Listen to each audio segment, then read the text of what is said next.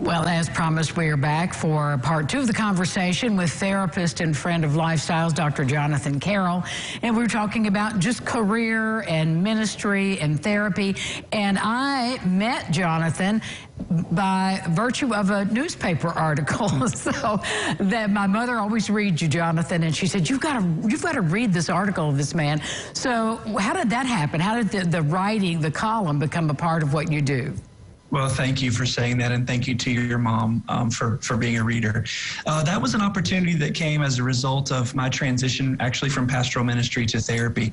An article was written about that transition and about the creation of the clinic at the Montgomery, which is my practice.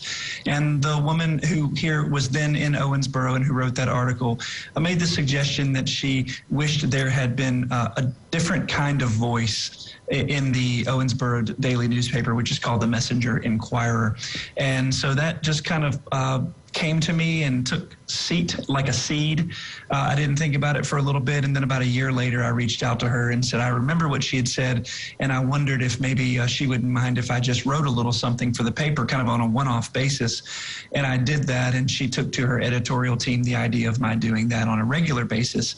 And so now I'm in my 6th year of writing every other Saturday for the Messenger Inquirer.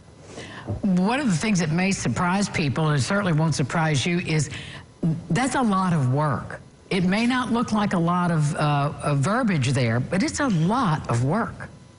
Yeah, I think anybody who's in pastoral ministry and is used to weekly preaching, or anybody who has to produce a lot of documentation, a lot of writing, certainly any college student could tell you that that kind of discipline is, it is a lot of work.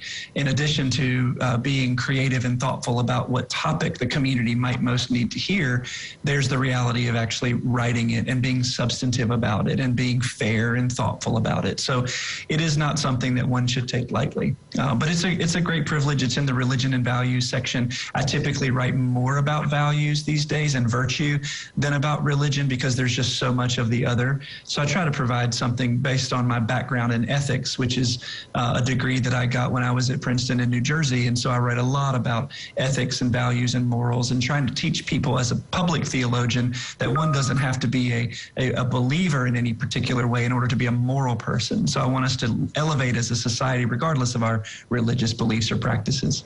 Well, it certainly has been a blessing to my mother and to all of us who read your gracious and thoughtful words. And Jonathan, I hope it's been rewarding for you. It really has been. It helps me, first of all, it scratches a little bit of an academic itch for me to continue to write, and also it gives me an outlet for sharing some thoughts that I might have as I watch our culture and our society kind of develop on a daily basis. There are certain things that happen in my own life, and I'll think, I probably need to think about that, and the thinking often turns to writing, and the writing often turns to submitting that to the paper. So I do find it to be a really helpful discipline and practice for myself. Well, thank you so much for taking this time this morning to kind of open yourself up and be more transparent. And thank you for being a part of the Local Lifestyles family, Jonathan. We so appreciate you. I'm very humbled by your invitation. Thank you for this, and thank you for everything. Good to see you. We'll see you again soon. Take care.